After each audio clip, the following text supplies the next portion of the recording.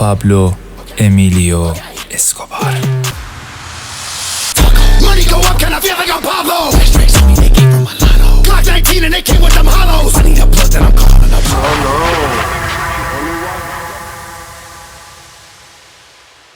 پابلو امیلیو اسکوبار گاویریا در 1 سپتامبر 1949 در شهر ریونگرو در انتیوکیای کلمبیا متولد شد. او سومین فرزند از 7 فرزند کشاورزی به نام آبل دی خصوص دری اسکوبار آشوری بود.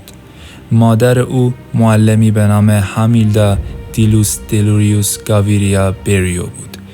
اسکوبار در شهر مدلین بزرگ شد. طبق گفته های سباستیان ماروکین، پسر اسکوبار، اولین اعمال مجرمانه پدرش با فروش مدرک جعلی دیپلم دبیرستان آغاز شد.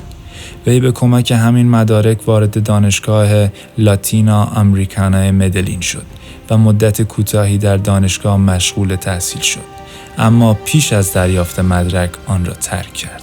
اسکوبار به کمک دوستش اسکار آگوئرو درگیر بسیاری از جرایم شد که از بین آنها میتوان کلاهبرداری، فروش سیگار، بلیت بخت‌آزمایی جعلی و سرقت خودرو اشاره کرد. در اوایل دهه 1970 یعنی اندکی پیش از ورود به عرصه مواد مخدر، اسکوبار به واسطه دزدی و آدمربایی درآمدی $100,000 داشت. او از همان کودکی اعتقاد داشت که یک فرد برگزیده است. حتی در همان کودکی به مردم میگفت که زمانی رئیس جمهور کلمبیا خواهد شد. از اولین شغل‌های اسکوبار دزدیدن سنگ قبرها و پاک کردن حکاکی‌هایشان برای فروش دوباره بود. اما پس از آن تصمیم گرفت که هر چیزی که به دستش میرسد را قاچاق کند. در همین زمانها بود که او به توانایی‌های خود در قاچاق کوکائین پی برد. با این مقدمه به بخش اصلی، یعنی لیستی از حقایق باور نکردنی درباره پابلو اسکوبار میرسیم. 80% از ترافیک کوکائین دنیا در اختیار پابلو اسکوبار بود. در زمان اوج قدرتش حدود 80% از تجارت‌های کوکائین دنیا زیر نظر مستقیم یا غیر مستقیم پابلو انجام می‌شد. مجله فوربس ثروتش را $30 میلیارد تخمین زده بود.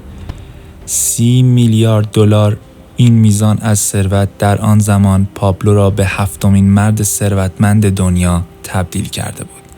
نکته جالب در اینجاست که پسر پابلو اسکوبار با مجله فوربس تماس گرفت و با آنها خندید و گفت حدس شما حتی نزدیک به واقعیت هم نبود. اسکوبار جزیره‌ای به نام نورمنسکی خریداری کرده بود. اسکوبار جزیره‌ای را در باهاماس به نام نورمنسکی خریداری کرد که به عنوان مسیری مهم در قاچاق مواد مخدر کارتل مدلین به کار گرفته می‌شد.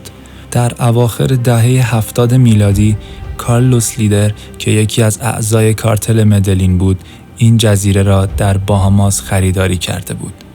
یک باند پرواز 1000 متری، تعداد زیادی خانه، اسکله، هتل، هواپیما و تعدادی قایق بخش‌هایی از خرید او به شمار می آمدند. اسکوبار بعدها کنترل این جزیره را به دست گرفته و یک انبار یخچالی برای نگهداری کوکائین در آن ساخت. این جزیره به مدت 4 سال از 1978 تا 1982 یکی از اصلی ترین مسیرهای قاچاق مواد مخدر کارتل مدلین به شمار می رفت. حقایق باور نکردنی درباره پابلو اسکوبار این بود که او عمیقاً باور داشت کارش هیچ مشکلی ندارد و او در این باره گفت من یک مرد نجیب هستم که تنها گل صادر می کند. اسکوبار بیش از $2500 در ماه تنها برای کش پولهایش در آن زمان هزینه می کرد. بیشتر نقل و انتقالات مالی در جرایم سازمان یافته به صورت پول نقد است.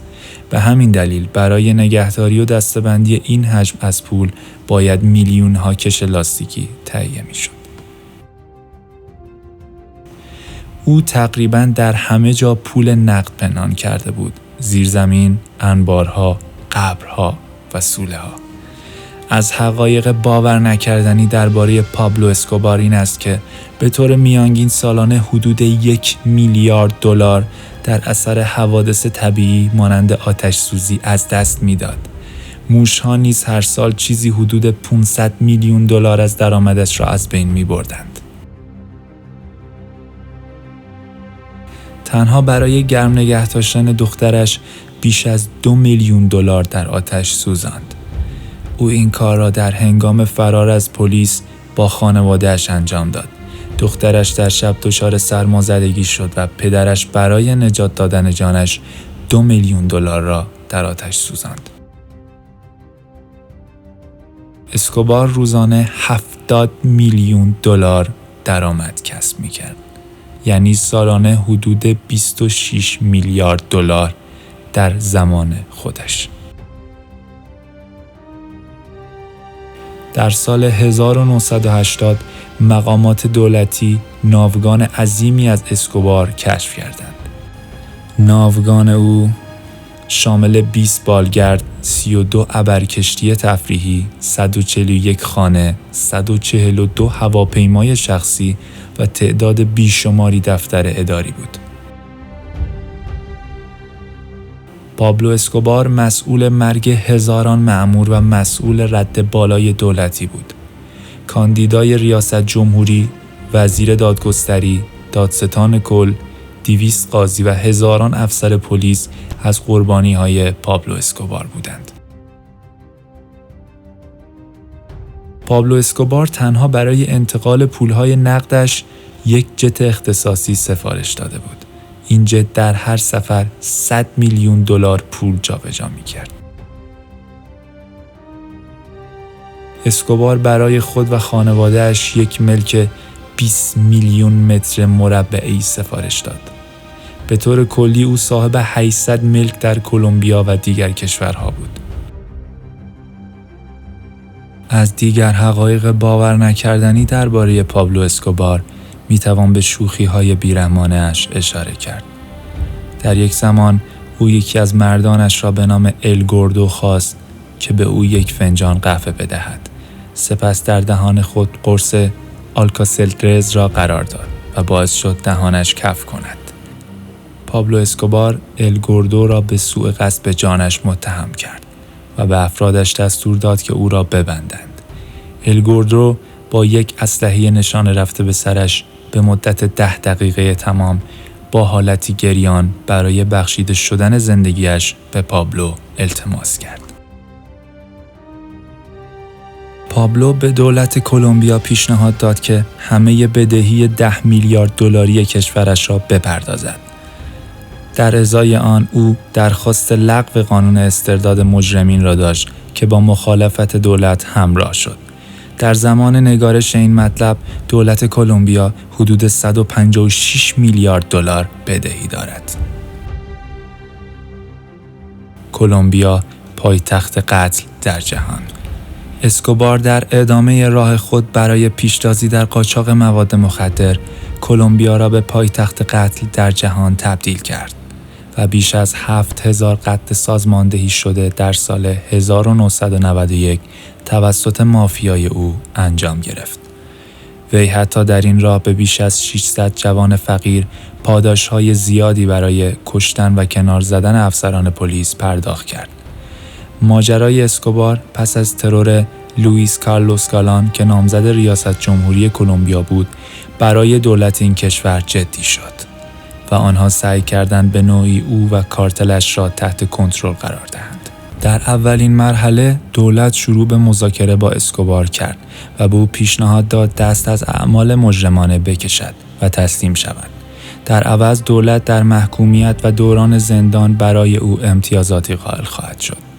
قاچاقچی بزرگ پس از تصویب قانونی که به دولت اجازه میداد برای ایجاد آرامش با مجرمانی مثل او صلح کند، تصمیم گرفت خود را تسلیم کند. بعد از تسلیم او بحث زیادی درباره این قانون به راه افتاد و عده‌ای معتقد بودند که اسکوبار با نفوذ خود باعث تصویب این قانون شده است. این گمانه چندان هم دور از واقع نبود، چرا که زندان اسکوبار یک خانه باشکوه با کلیه امکانات بود که تنها تحت نظر دولت و نیروهای امنیتی قرار داشت. عجیب آن که اسکوبار از همین خانه اعمال مجرمانه و کارتل خود را مدیریت می‌کرد.